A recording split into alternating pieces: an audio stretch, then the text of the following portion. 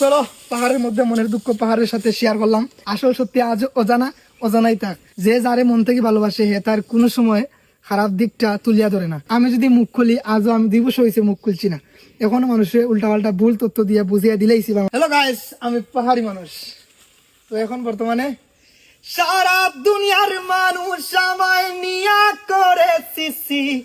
আমার আল্লাহ জানে তুই আমার লাগা কি, নিজ হাতে বানাইছে আল্লাহ তোর আমার জুটি। কথাটা মিথ্যা তবে আবেগটা সত্যি।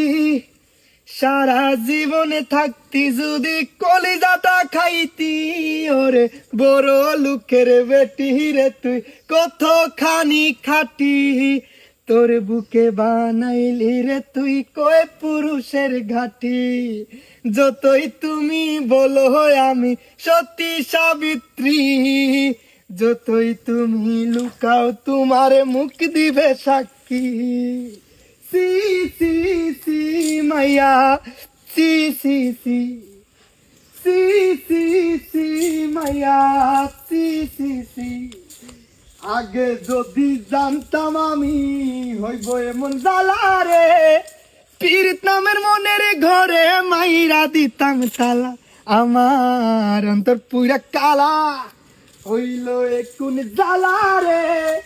একটা তালা কেমনে থাকে 10 জনে সাবিওয়ালা।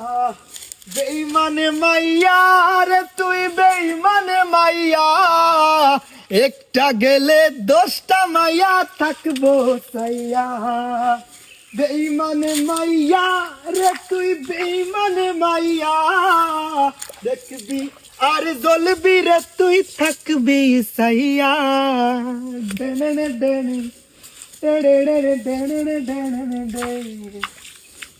আমার কলজায় মাইরা খুব, আমি তো ভুয়ো চুপ। একটা মায়া কেমনে ভাঙে 10টা ছেলের বুক। এইটা আধুনিক যুগ, মায়া মানুষ বড় লোক। মায়া মানুষ বিশ্বাস করে কোন মারার, আমার মনের মাঝে তুই কোন ছেলে পীড়িত করিয়া পাইল রে ভাই সুখ। বেইমানে মাইয়া রে তুই বেইমানে মাইয়া, একটা গেলে 10টা মাইয়া থাকবো চাইয়া। চলো পাহাড়ের মধ্যে মনের দুঃখ পাহাড়ের সাথে শেয়ার করলাম।